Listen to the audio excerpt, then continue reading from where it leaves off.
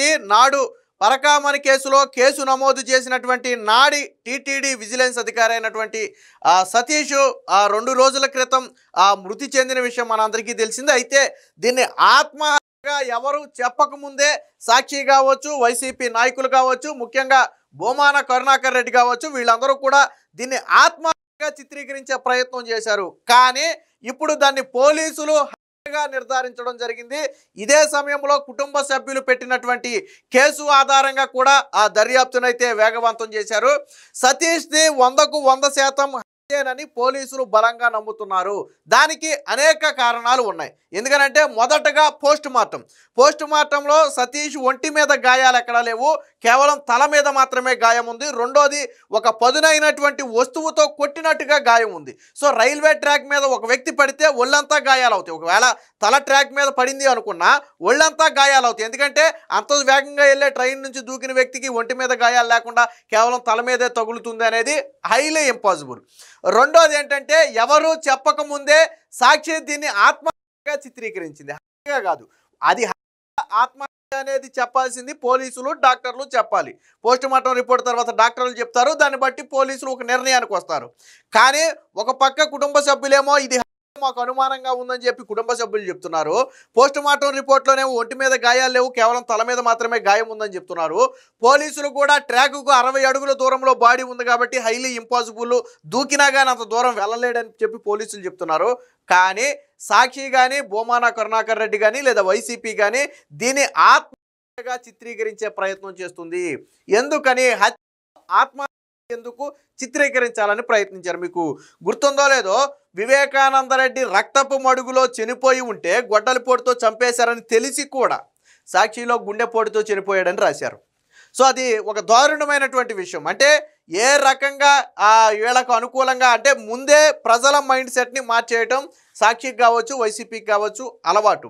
So ఇప్పుడు పోలీసులు అనేక అంశాలను వెలుగులోకి తీస్తున్నారు.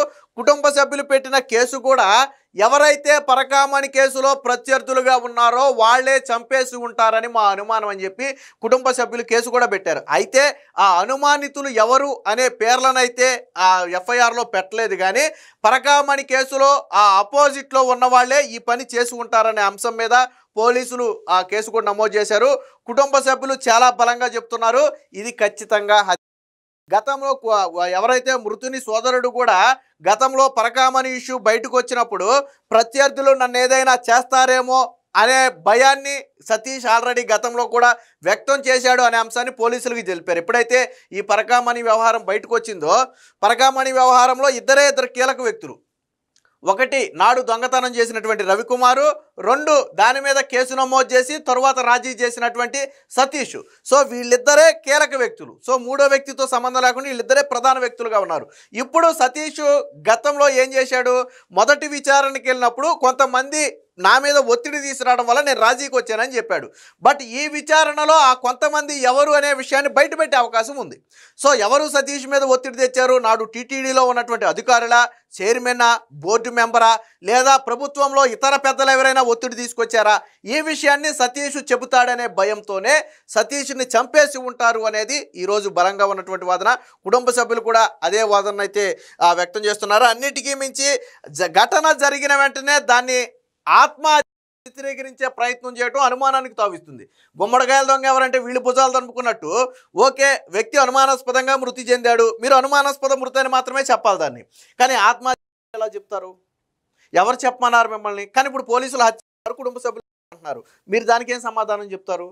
సో ఇలా ఓవర్గా రియాక్ట్ అవడం కూడా పలు అనుమానాలకైతే తావిస్తుంది.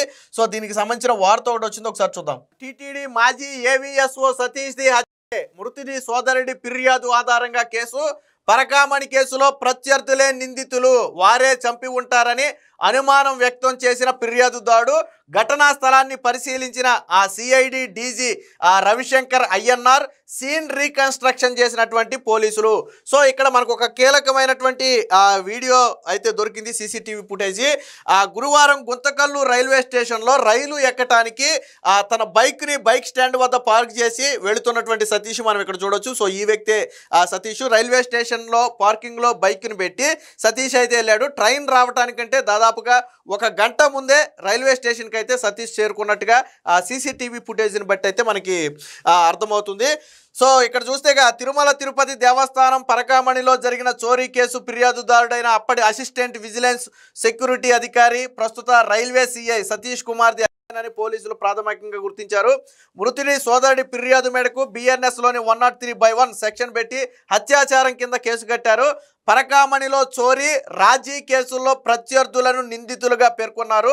అయితే వారి పేర్లను మాత్రం ఎఫ్ఐఆర్లో పేర్కొనలా. ఎవరైతే ఈ పరకామణి చోరీ వ్యవహారంలో కావచ్చు లేదా దాన్ని రాజీ చేసిన వ్యవహారంలో ఉన్నారో వాళ్ళని ఎఫ్ఐఆర్లో వాళ్ళని పేర్కొన్నారు కానీ బట్ పేర్లను అయితే ఇక్కడైతే పేర్కోలేదు.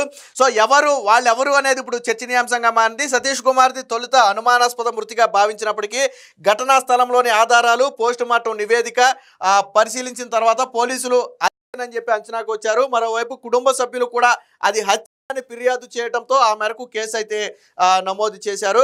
సో ఇక్కడ చూడండి, పరకామణిలో కానుకల చోరీ కేసులోని వ్యక్తులు తనను ఏమైనా చేస్తారని సతీష్ భయపడ్డాడంటూ అతని సోదరుడు యాలంటి శ్రీహరి ఫిర్యాదులో పేర్కొనడంతో ఆ కోణంలోనూ దర్యాప్తు ముమ్మరం చేశారు. ఈ కేసులో సిఐడి అధికారులు ఎదుట నోరు విప్పొద్దంటూ సతీష్ కుమార్కు ఎవరైనా బెదిరించారా, సతీష్ మరణానికి కొన్ని గంటల ముందు ఆయన ఎవరెవరిని కలిశారు అనే కోణంలో పోలీసులు అయితే వివరాలు రాబడుతున్నారు.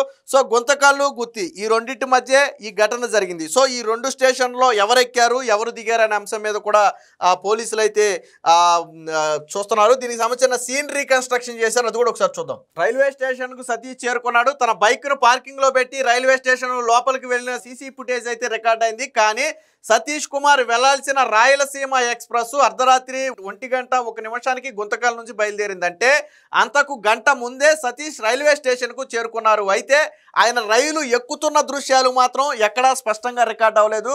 సో ఈ వ్యక్తే సతీష్ అని చెప్పడానికి వాళ్ళకి పోలికలు సరిపోవట్లేదు. అసలు ఇప్పుడు సతీష్ ఎక్కాడా లేదా అనేది కూడా ఒక రకంగా అనుమానంగానే మనం భావించాలి. అయితే ఆయన రైలులో ఎక్కుతున్న దృశ్యాలు అయితే సరిగ్గా రికార్డు కాలేదని చెప్తున్నారు. సతీష్ ప్రయాణించిన A1 బోగిలోని ప్రయాణికులతో పాటు టీటీఈ అయినటువంటి శోభారాణిని కూడా పోలీసులు విచారించారు. అర్ధరాత్రి 2 గంటలకు నిద్రపోవాల్సిన సమయంలో సతీష్ డోరు వద్దకు ఎందుకు వచ్చారనే కోణంలో ఆరా తీశారు. గుంతకల్లు తర్వాత రైలు గుత్తి రైల్వే స్టేషన్లో ఆగింది. ఈ 2 స్టేషన్లో ఎవరెవరు ఎక్కారు ఎవరెవరు దిగారు అనేది పరిశీలిస్తున్నారు. దీంతో పాటు కోమలి నుంచి చివరి స్టేషన్ తిరుపతి వరకు రైలు ఎన్ని చోట్ల ఆగింది, అక్కడ ఎవరెవరు దిగిపోయారనే దాని మీద ఆరా తీస్తున్నారు. అంటే మొత్తం ఈ సీసీటీవీ ఫుటేజ్ మొత్తం కూడా కలెక్ట్ చేస్తున్నారు. ఎవరైనా అనుమానాస్పదంగా ఎక్కి అనుమానాస్పదంగా దిగటం కానీ కంగారుగా వ్యవహరించడం కానీ లేదా పరిగెత్తడం కానీ ఇలాంటివి ఏమైనా జరిగినాయి అనే కోణంలో అయితే ఆరాధిస్తున్నారు. అయితే ఇక్కడ కీలకంగా సతీష్ది కొన్ని మిస్టరీగా మారినాయి. వాస్తవానికి సతీష్ రైల్లో రిజర్వేషన్ చేసుకుంది A1 బోగిలోని 29వ సీటును రిజర్వేషన్ చేసుకున్నాడు. కానీ శుక్రవారం ఉదయం రైలు ఆగిన తర్వాత రాయలసీమ ఎక్స్ప్రెస్ తిరుపతి చేరుకుంది. A1 కోచ్ అటెండర్గా ఉన్నటువంటి రాజీవ్ రతన్ అనే వ్యక్తి సీటు నెంబర్ 11లోని సతీష్ బ్యాగ్ను గుర్తించి పోలీసులకు అప్పగించారు. మరి 29వ సీటు రిజర్వేషన్ చేసుకున్నటువంటి సతీష్ బ్యాగ్ 11వ నెంబర్ సీట్లోకి ఎలాగెళ్ళింది? ఒకవేళ అది రిజర్వేషన్ కన్ఫర్మ్డ్ సీటు, సతీష్కి ఒకవేళ సీటు కన్ఫర్మ్ కాకపోతే ఆయన వేరే సీట్లోకి ఏమైనా మారాడేమో అని అనుమానం రావచ్చు. కన్ఫర్మ్డ్ సీటు మరి అయినా కానీ తర్వాత సతీష్ ఏమన్నా మారాడా, లేదా ఈ మధ్యలో ఎవరైనా తెలిసిన వాళ్ళు ఉంటే అక్కడికి వెళ్ళి కూర్చుని మాట్లాడా, లేదా సతీష్ని ఏదైనా చేసిన వ్యక్తులు బ్యాగులో ఏముందో చెక్ చేయడానికి తీసుకెళ్ళి అక్కడ పెట్టి వదిలేశారా? సో ఇలా అన్ని కోణాల్లో కూడా పోలీసులు అయితే విచారణ చేస్తున్నారు. దీంతో పాటు అవకాశం ఉన్నటువంటి ఎవరైతే టికెట్ తీసుకుని ప్రయాణించారో అవకాశం ఉన్నటువంటి వరకు ఎవరైతే ప్రయాణికులు ఉన్నారో వారిని కూడా విచారిస్తున్నారు. ముఖ్యంగా సతీష్ రైలు ఎక్కినప్పుడు దాదాపుగా 2 గంటల సమయం ఇది జరిగిందని చెప్పుకునేది. సో ఆ సమయంలో ఎవరైనా పడుకుంటారు. సో సతీష్ గేట్ దగ్గరికి ఎందుకు వచ్చి ఉంటారు? రెండోది సీన్ రీకన్స్ట్రక్షన్లో కొన్ని విషయాలు బయటకు వచ్చి సతీష్ కుమార్ మృతదేహం ఘటనా స్థలం నుంచి రైలు పట్టాల నుంచి 60 అడుగుల దూరంలో పడింది. సో పోలీసులకు అనుమానం వచ్చింది, ఒక వ్యక్తి దూకినా లేదా తోసినా 60 అడుగుల దూరం వెళ్ళి పడటం సాధ్యమేనా? దీన్ని తెలియాలి అంటే సీన్ కన్స్ట్రక్షన్ చేయాలి. అందుకని ఏం చేశారు, శనివారం సీన్ రీకన్స్ట్రక్షన్ చేశారు. సతీష్ ఎంతైతే బరువు ఉన్నాడో సతీష్కు సమానమైనటువంటి 2 బొమ్మలు తయారు చేశారు. అంతే బరువు అంటే సుమారు ఒక 70 కేజీల బరువు అనుకోండి. 70 కేజీల బరువు ఉన్నటువంటి 2 బొమ్మలు తయారు చేసి అదే మార్గంలో వేగంగా వెళుతున్న రైలు నుంచి కిందికి తోసేశారు. సో అందులో ఒక బొమ్మ ఏమైందంటే కొద్దిగా బలంగా దోసిన బొమ్మ 12 అడుగుల దూరంలో పడింది. అంటే వెనక నుంచి ఎవరైనా తోశారు అనుకుంటే ఎంత దూరం వెళ్ళి పడవచ్చు అనే దాని గురించి అంచనా వేస్తే 12 అడుగుల దూరంలో పడింది. అలాగే ఇంకొక బొమ్మను తేలికపాటిగా తోసేస్తే కేవలం 2 అడుగుల దూరంలో పడింది. దీన్ని బట్టి సతీష్ రైలు నుంచి దూకిన ట్రాక్కు 60 అడుగుల దూరంలో పడిగే అవకాశమే లేదని పోలీసులు అంచనాకు వచ్చారు. అయితే ఎవరైనా ఆయన్ని తోసేశారా అంటే బలంగా 2-3 మనుషులు తోయటం కానీ విసరడం కానీ ఏమైనా చేశారా, లేదా వేరే ఎక్కడైనా చంపేసి తీసుకొచ్చి అక్కడ పడేశారా? సో ఈ కోణంలో కూడా పోలీసులు అయితే ఆ విచారణ చేస్తున్నారు. సో అంటే ఏది కూడా దీన్ని ఆత్మహత్య అనడానికి ఆధారాలు రాలేవు. నిజంగా ఆత్మహత్య అనాలంటే సతీష్ ట్రాక్ నుంచి తనంతట తాను దూకాడు అనుకుంటే 5 నుంచి 10 అడుగుల దూరంలో పడి ఉండాలి. కానీ 60 అడుగుల దూరం హైలీ ఇంపాసిబుల్. ఒక మనిషి 60 అడుగుల దూరం దూకలేడు. ఎంత బాగున్న రైల్లో నుంచి కూడా మనం 60 అడుగులు దూకలేము. అలాంటిది వెళ్తున్న రైలు నుంచి ఎలా దూకుతాం? సో దూకలేడు. మరి ఎక్కడ అంత 60 అడుగుల దూరంలో ఎలా పడింది బాడీ? లేదా ఏదైనా ఇసిరేయటం లాంటిది చేసి ఉండాలి ట్రైన్ నుంచి, లేదా బయట ఎక్కడైనా చంపేసి మృతదేహాన్ని రైల్వే ట్రాక్ మీద పడేసి ఉండాలి. సో వీటిలో ఏదో ఒకటి జరుగుండాలి. సో ఏది ఏమైనా మొత్తంగా ఇవన్నీ కూడా పరిశీలిస్తే నిన్న సీనరీ కన్స్ట్రక్షన్ చేశారు. మనం ఇక్కడ చూడొచ్చు. దానికి సంబంధించి పోలీసులు సిఐడి డీజీ కూడా ఆ ఘటనా స్థలాన్ని అయితే పరిశీలించారు. దానికి సంబంధించిన విజువల్స్ అన్ని మనం ఇక్కడ చూడొచ్చు. సో మొత్తంగా ఇది ఆత్మహత్య కాదు అనేది పోలీసులు కావచ్చు, కుటుంబ సభ్యులు కావచ్చు చెబుతున్నటువంటి మాట. అయితే ఎవరా ప్రత్యర్థులు? పరకామణి కేసు బయటపడితే ఎవరి భాగోతం బయటపడుతుంది అంటే ఆ రోజు రాజీ చేసిన వాళ్ళ భాగోతం బయటపడుతుంది. ఎవరా రాజీ చేసిన వ్యక్తులు?